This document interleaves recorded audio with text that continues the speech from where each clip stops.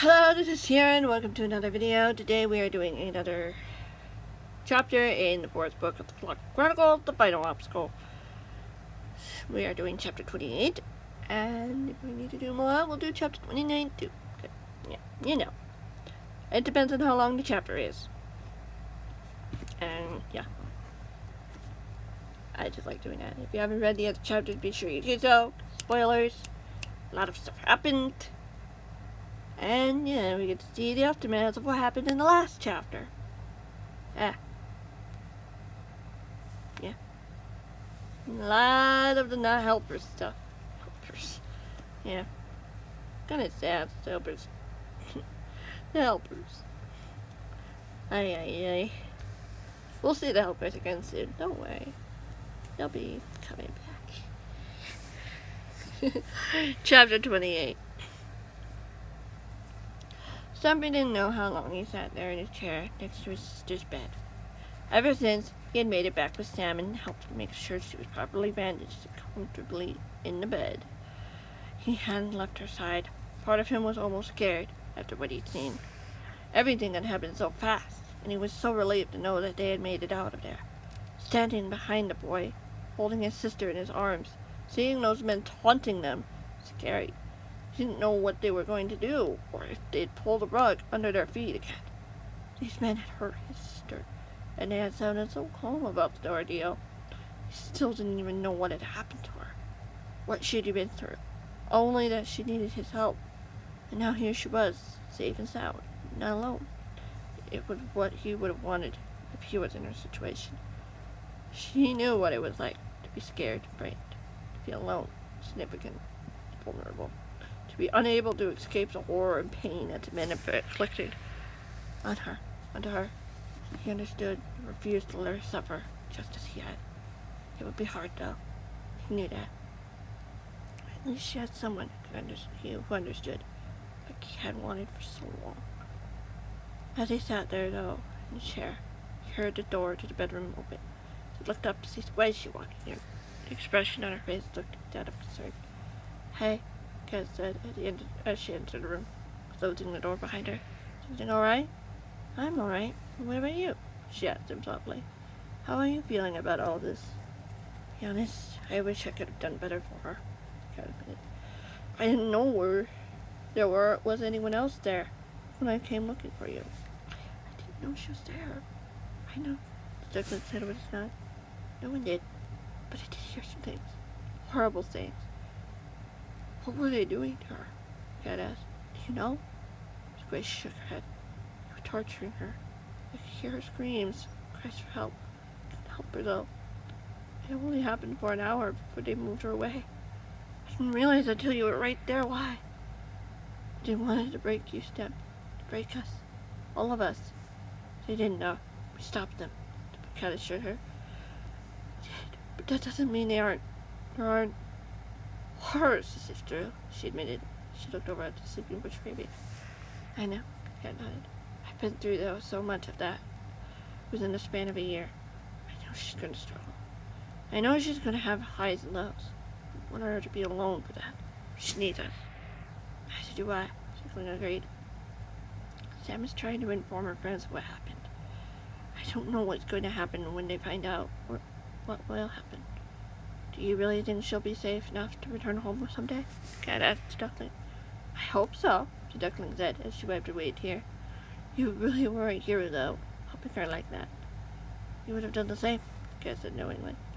"Yeah, she's like a sister to me," the Duckling said with a smile. "Of course I'd do that." Stampy nodded as he took a slow breath. "Have the others secured the place just in case something happens?" "Definitely working at it," she said. "It's great," she said. "I'll make sure they make it extra strong if you want." "Only if you can," the guy replied with a nod as she went for the door. Before she walked through, she hesitated for a long moment, turning back towards him. "You think you'll be safe here too?" she asked. "I'll be fine," the guy assured her. "No one can get past me with it this time." And she chuckled. "I can believe that." Stampy watched as she walked away, opening and closing the door as she did so. Once he was once again alone with his sister, he walked over to her, unable to help himself, wondering if there was anything he could do to help her at that moment. He as well as just being there. Stubby was startled awake by the sounds of movement not too far away. He hadn't realized he had fallen asleep until he looked around the dark room. It looked to be very late evening, since the sun had appeared to have gone down. All the cat could see was a little bit of moonlight coming through the window. The silence in the room only seemed to grow as he stood up from the chair he had been sitting on and walked over to the window. The scene outside seemed just as quiet and still again, until he heard the sound again. The sound appeared to be heard from behind him. The cat turned towards the room, looking over at the bed where his sister was lying. She appeared to be still fast asleep, briefly tossing and turning from time to time. He eased his unease, seeing that she was safe, especially after everything that had happened to her. He still had plenty of questions that he wanted answers to, but partly he wasn't sure he was allowed to ask. He looked away from the bush baby and looked back out the window, up into the clear starry sky above. The stars were vast and glimmered with majestic sparkle that the cat could not understand. It was beautiful, and it reminded him of home. Standing out on his balcony and looking out into his world, which looked amazing at night, where all the torches were in their places, perfect and symmetrical, just how he liked it. Of course, you gotta mention the torches. Torches are important. Stuffy wasn't sure how long he stood over by the window, for the dark quietness of the landscape before him was both stunning and eerie. He didn't want to imagine who could be lurking in the shadows, but at the same time, he wondered what amazing creatures could be lurking around at night that he wouldn't normally see during the day, excluding the googlies, of course. However, his thoughts were interrupted when he heard the sounds of bed sheets being pulled back. A small groan emitted from behind him.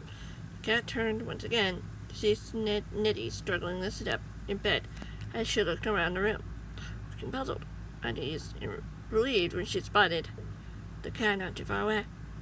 "How are you feeling?" the cat asked her softly, walking away from the window as he approached his sister. The expression on her large brown eyes seemed to suggest several different things at once. The biggest thing was exhaustion. "It's no better, I guess," she said with a soft whisper. "At least it's better than being tortured by those men." "I suppose you have a point," the cat agreed. Puzzlement filled his expression. "What exactly happened? What did the men do to you? How did you escape?" She swallowed as she looked away from the cat, looking down at her paws softly. Perhaps she was trying to find the words to say. No doubt the memories, thought terrified. "Did you contact my friends about finding me?" "Yeah, of course we did," he replied.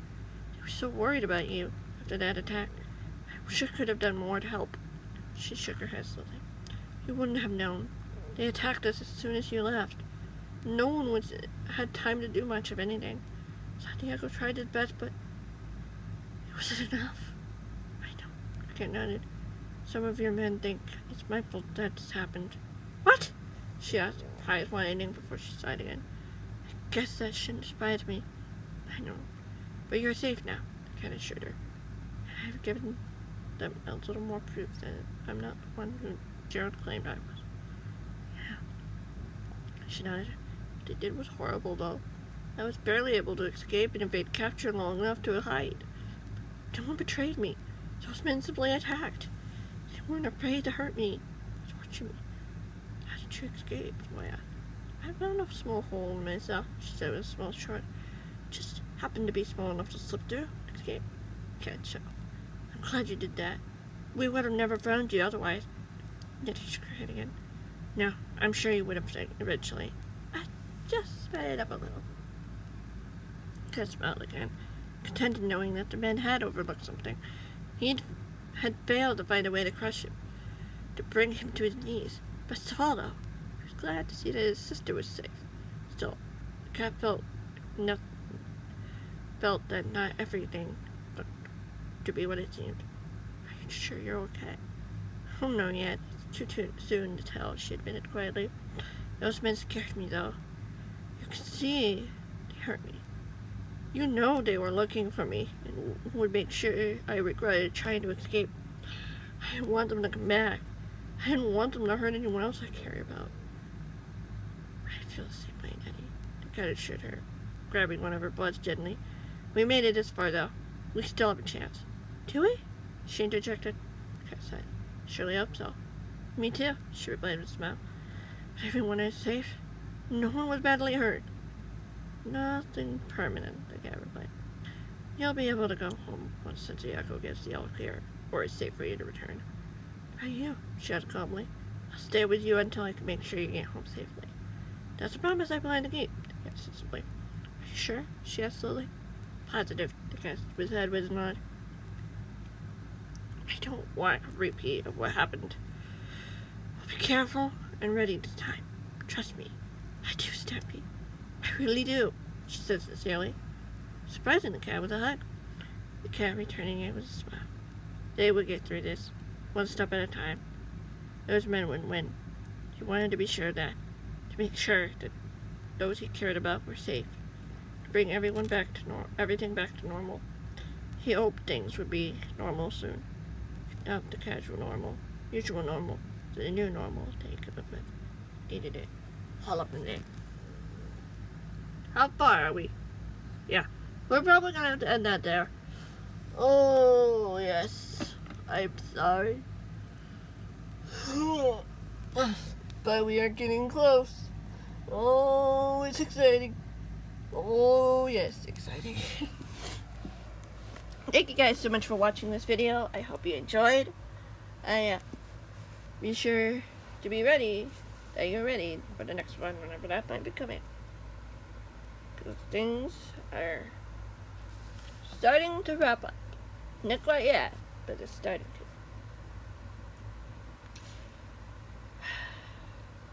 to. I had a lot of fun with this section. You'll see what I mean when we get there. Bye.